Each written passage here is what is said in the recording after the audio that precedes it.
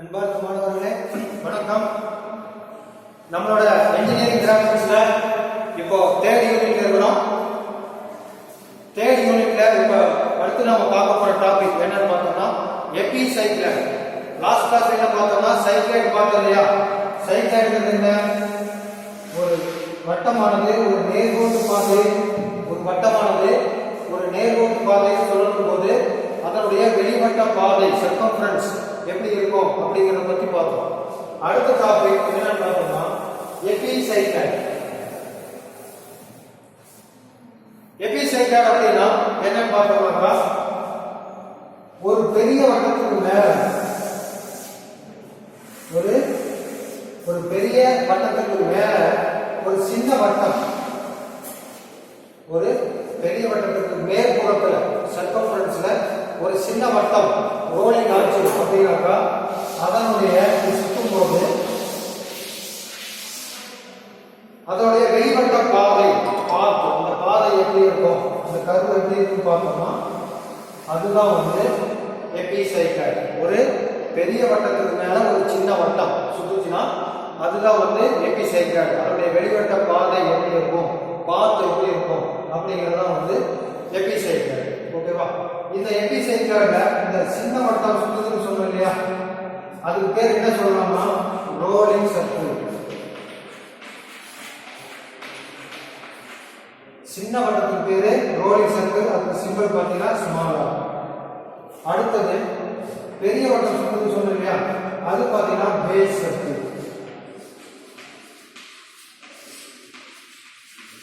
இதுக்கு சிம்பிள் எப்படி சொல்லலாம்னா capital R. Capital R, small R rolling circle, capital R base circle. ஓகேவா? இந்த ரோலிங் சர்க்கிளுக்கு இன்னொரு பேர் இருக்கு. என்ன பேர் பாத்தீங்கன்னா ஜெனரேட்டிங் சர்க்கிள். என்ன சர்க்கிள்? Generating circle. பேஸ் சர்க்கிளுக்கு இன்னொரு பேர் இருக்குது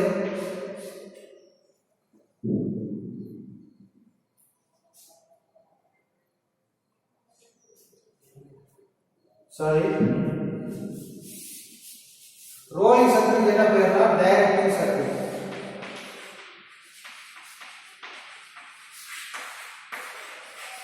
ரோலிங் சர்க்கிளுக்கு இன்னொரு பேர் என்ன சொல்றோம்னா டைரக்டிங் சர்க்கிள்.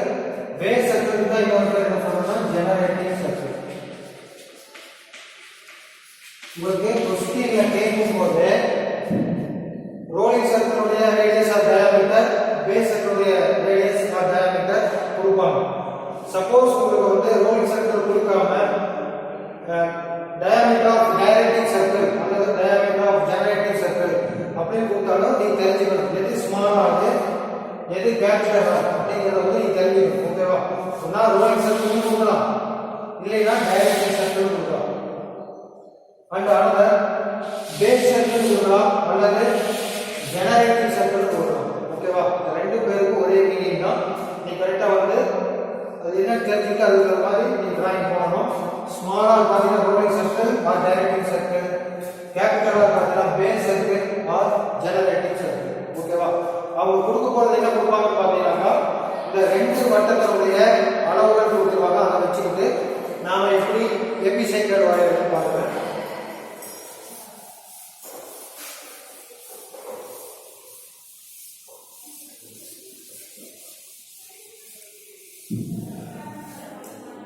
இப்போ எபிசைக்ளர் என்ன கொடுப்பாங்கன்னு பார்த்தா to draw a epicycloid the rolling circle of diameter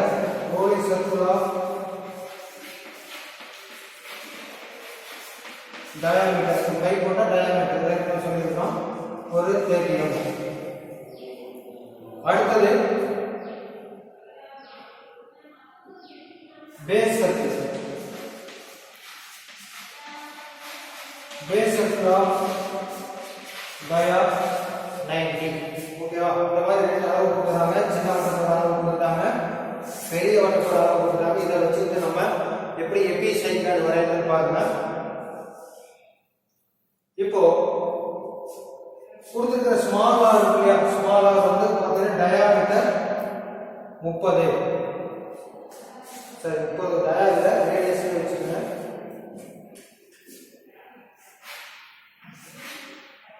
rolling circle of radius 30 mm, base circle radius 90 mm. ஓகேவா? ஸ்மால் ஆர் 30, கேபிட்டல் ஆர் 90 கொடுத்துருக்காங்க. இப்போ இதை வச்சு ஃபர்ஸ்ட் ஸ்டெப் என்ன பண்ணணும்னா இந்த 30 mm ரேடியஸ் இருக்கு இல்லையா, அப்படியே ரேடியஸ்னா முழு அளவு அப்படியே காம்பஸ் அளந்துக்கணும். அளந்துட்டு ஒரு வட்டம், சின்ன வட்டத்துக்கு ஒரு சின்ன ரேடியஸ்க்கு ஒரு வட்டம்.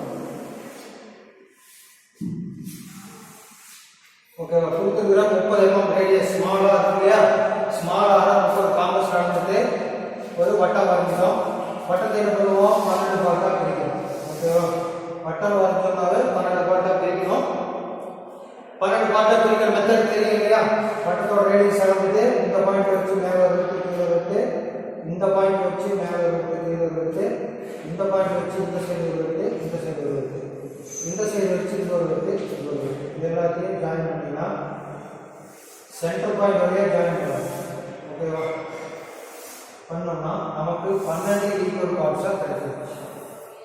ஓகேவா? ஃபர்ஸ்ட் ஸ்டெப் என்ன, கொடுத்துக்கிற சின்ன ரேடியஸுக்கு ஒரு வட்டம் வரைஞ்சிட்டோம். வட்டத்தை 12 பார்ட்டா பிரிச்சுட்டோம்.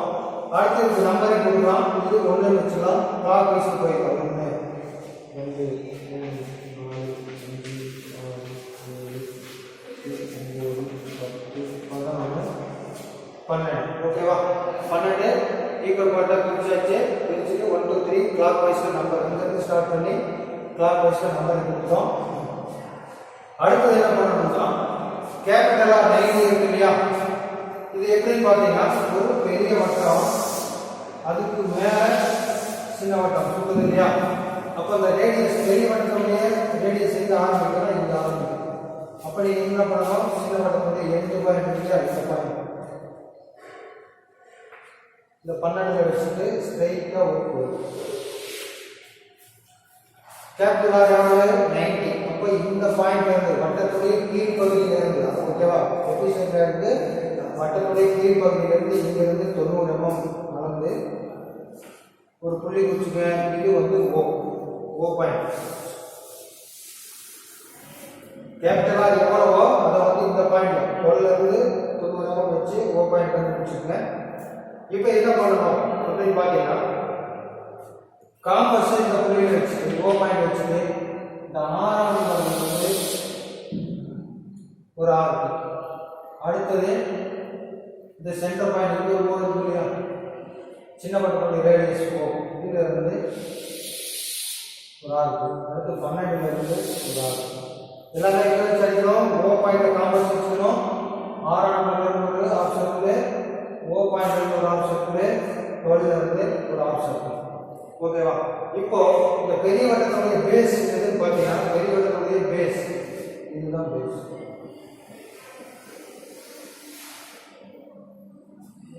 ஓகேவா? அடுத்து என்ன பண்ணுவாங்கன்னா இந்த பெரிய வட்டம் எங்க முடியுதுன்னு தெரியணும். ஓகேவா? பெரிய வட்டம் எங்க முடியுதுன்னு தெரியணும். அதுக்கு என்ன பண்ணணும் பார்த்தீங்கன்னா சர்க்கம்ஃபரன்ஸ் கண்டுபிடிக்கிற ஃபார்முலா என்னன்னு பார்த்தீங்கன்னா தீட்டா கண்டுபிடிக்கணும். ஓகேவா? theta angle எவ்வளவு கண்டுபிடிக்கிறோம், small r by capital R into 360, small r by capital R into 360 போட்டோம்னா என்ன ஆன்சர் கிடைக்கும். small r எவ்வளவு 30, capital R 90 into 360. ஓகேவா? இந்த ஆன்சர் எவ்வளவு வருது, 120 டிகிரி வருமா?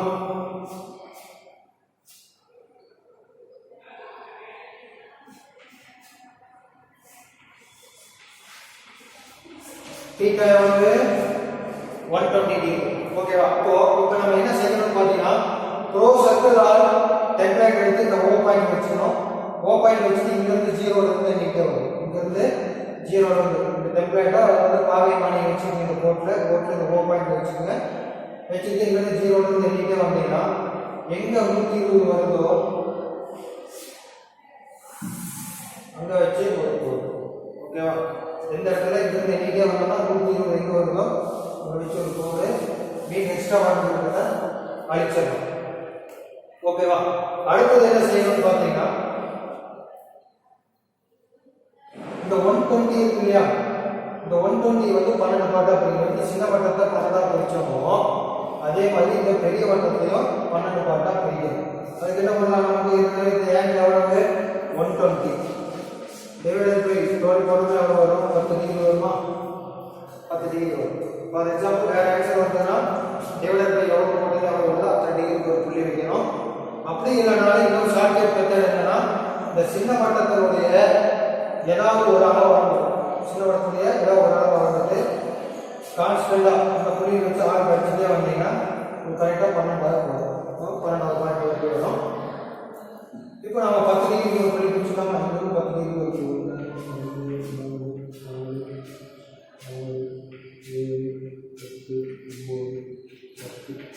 12 இதுக்கு நம்பர் கொடுத்துருவோமா?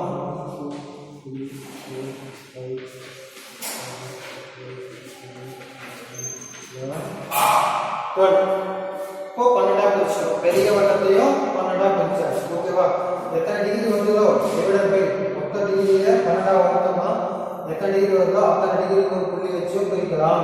இன்னொரு மெத்தட் என்னன்னா, இந்த சின்ன வட்டத்தினுடைய ஏதாவது ஒரு காம்பஸ் வந்து இந்த பேஸ் சர்க்கிள் வச்சு ஆறு படிச்சுட்டே வந்தீங்கனாலும் 12 பார்ட்டா பிரிஞ்சு.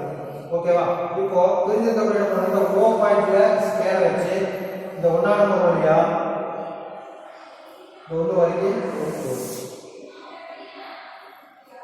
சென்டர் பாயிண்ட் சென்டர் லைன் வரைக்கும் இல்லையா? அதுல 2ஆம் நம்பர் வழியா ஒரு கோடு, 3ஆம் நம்பர் வழியா ஒரு கோடு, 4ஆம் நம்பர் வழியா ஒரு கோடு, 5 6 7 8 9 10 11 12. இப்போ இந்த சென்டர் லைன்ல கட்டாச்சு இல்லையா? அதுக்கும் பெயர் கொடுக்கலாம். என்ன கொடுக்கலாம்? இது சி சென்டர் பாயிண்ட் சி வச்சுக்கோங்க. சி வச்சுக்கோங்க. இது என்ன? C1 C2 C3 C4 C5 C6 C7 C8 C9 C10 C11 and C12. அடுத்து காம்பஸ்ல O பாயிண்ட் வச்சுட்டு காம்பஸ் இந்த 5 வழியா ஆர் படிச்சீங்கன்னா அது என்ன ஆகும்? 7 வழியா போகும். ஓகேவா? காம்பஸ் O பாயிண்ட் வச்சுக்கிறோம். இந்த 5ல வச்சு ஆர் படிச்சீங்கன்னா அந்த 7ஆம் நம்பர் பாயிண்ட் வழியா போகும். ரெண்டு ஒரே கோட்டில் வரும். அடுத்து 4ல வச்சு அடிச்சீங்கன்னா 4 8 ஒரே கோட்டில் வரும். அடுத்து 3 வழியா அடிச்சீங்கன்னா 3 9 ஒரே கோட்டில் வரும். 3 9 ஒரே கோட்டில் வரும். அடுத்து அதே O பாயிண்ட் வச்சு 2 வழியா அடிச்சீங்கன்னா 2 10 ஒரே கோட்டில் வரும். அடுத்து 1ல வச்சு அடிச்சீங்கன்னா 1 11 ஒரே கோட்டில் வரும். ஓகேவா? O பாயிண்ட் வச்சுட்டு 5 வழியா 6 அடிச்சா 7 வழியா போச்சு. அடுத்து 4ல இருந்து 6 அடிச்சா அது 8 வழியா போச்சு. அடுத்தது 3ல வச்சு 6 அடிச்சா அது 9 9வது பாயிண்ட் வழியா போச்சு. அடுத்தது 2ல வச்சு 6 அடிச்சேன் 2 10 ஒரே கோடா போகுது. அடுத்தது 1ல இருந்து 6 அடிச்சேன் 1 11 ஒரே கோடா போச்சு. ஓகேவா? சரி, இது லாஸ்ட் ஃபைனல் ஸ்டெப் வந்து ஆன்சர் பண்ணி போறோம். இப்போ என்ன பண்ணணும் அப்படின்னு பார்த்தீங்கன்னா, இந்த சின்ன வட்டத்தினுடைய ரேடியஸை கான்ஸ்டன்டா அளவு வச்சுக்கணும். மாற்றக்கூடாது, ரேடியஸ் மாற்றக்கூடாது. இந்த ரேடியஸை வந்து அளந்து அப்படியே வச்சுக்கணும். நம்ம சைக்கிள் பண்ணுறோம் இல்லையா? சேம் அதே மெத்தட் தான். இந்த சின்ன வட்டத்தோட ரேடியஸ் அளந்து வச்சுட்டு C1ல வைக்கணும். C1ல வச்சுட்டு அளவு வளர்ந்தோம். C1ல வச்சுட்டு இந்த வட்டத்தில் 1ஆம் நம்பர் வழியா ஒரு கோடு வருது இல்லையா? அதில் வச்சு மறுபடியும் அதே அளவு மாற்றாம C2ல வச்சுக்கோங்க. 2ல வச்சுட்டு இந்த 2ஆம் நம்பர் வழியா சின்ன வட்டத்தில் 2ஆம் நம்பர் வழியா ஒரு ஆறு வச்சோம் இல்லையா? அதில் எங்கே வெட்டுதோ அங்கே ஒரு ஆறு. அடுத்து C3ல வச்சுக்கோங்க. இந்த 3ஆம் நம்பர் வழியா ஆறு வச்சு இல்லையா? அது எங்கே வெட்டுதோ அங்கே. அடுத்து C4ல வச்சுக்கோங்க. இந்த 4ஆம் நம்பர் வழியா வர கோடு எங்கே வெட்டுதோ அங்கே. அடுத்து C5ல வச்சுக்கோங்க. இந்த 5ஆம் நம்பர் வழியா போகிற கோடு எங்கே வெட்டுதோ அங்கே. அடுத்து C6ல வச்சுக்கிறோம். இந்த 6ஆம் நம்பர் வழியா போகுது இல்லையா? அது எங்கே வெட்டுதோ. அடுத்து C7 வச்சுக்கோங்க. 5 7 ஒரே கோட்டில் இருக்குது இல்லையா? அதே கோட்டில் தான். இப்போ 7ஆம் நம்பர் கோடு எங்கே வெட்டுதோ அங்கே. அடுத்து C8ல வச்சுக்கிறோம். இந்த 4 8 ஒரே கோடா வருது இல்லையா? இந்த கோட்டில் எங்கே வெட்டுதோ அங்கே C8. அடுத்து C9ல வச்சுட்டு இந்த 3 9 வழியா வருது இல்லையா? இந்த கோடு எங்கே வெட்டுதோ அங்கே 9. C10 வச்சுக்கோ. இந்த 10ஆம் நம்பர் போர்ட்ல எங்க இருக்குதோ அங்க C10. அடுத்தது C11 வச்சுக்கோ. வச்சுட்டு இந்த 11 போர்ட் இங்க வச்சுக்கோ. C11 இங்க வச்சு இங்க வச்சு இந்த 14ஆம் நம்பர் இருக்குதா C12 வச்சு. அப்போ இங்க ஆரம்பிச்சு இந்த 12 ஆரம்பிக்கணும், இந்த 12 முடிக்கணும். ஓகேவா? இந்த 12ல இந்த 12ஆம் நம்பர் ஆரம்பிச்சு இந்த 12ஆம் நம்பர்ல முடியணும். ஓகேவா? இனி ஆன்சர் இதெல்லாம் ஜாயின் பண்ணோம்னா நமக்கு தேவையான ஆன்சர் கிடைக்கும். நான் ஏற்கனவே எல்லா சம்மரியும் சொன்ன மாதிரி தான் இது வரைக்கும் நாம வரைஞ்சிருக்கிறது எல்லாமே கன்ஸ்ட்ரக்ஷன் லைன் 2H பென்சில்ல லேசா திக் லைனா இருக்கணும். இப்போ நாம வரைய போறது தான் ஆன்சர். அதுதான் H பென்சில்ல நல்லா டார்க்கா இருக்கணும். கர்வ் வந்து வளையாம அழகா ஜாயின் பண்ணணும். ஓகேவா? ஃப்ரீ ஹேண்ட்ல ஜாயின் பண்ணணும். பார்த்து இந்த 12ல ஆரம்பிச்சு ஒவ்வொரு பாயிண்டா ஜாயின் பண்ணிட்டே வந்தீங்கன்னா நமக்கு தேவையான எபிசைக்ளாய்டு கர்வ் கிடைக்கும். ஓகேவா? ஒரே சிங்கிள் ஸ்ட்ரோக் தான் வரணும், டபுள் லைனா வரக்கூடாது. ஓகேவா? ஒரே சிங்கிள் ஸ்ட்ரோக்ல வரணும், டபுள் லைனா வரக்கூடாது. நான் போர்டுல அளவுலாம் வரைஞ்சதுனால கொஞ்சம் இப்படி இருக்கு. நீங்க அளவு எடுத்து வரைஞ்சீங்கன்னா கர்வ் வந்து அழகா வரும். ஓகேவா?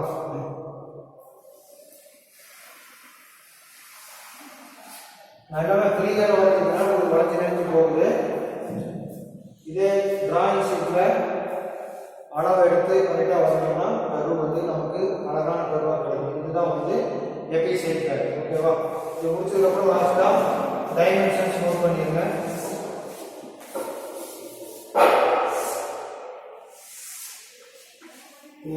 க்ளோஸ் எடுத்து போட்டு இது 90. ஓகேவா? அடுத்து இதுக்கு ஒரு லீடர் லைன் போட்டு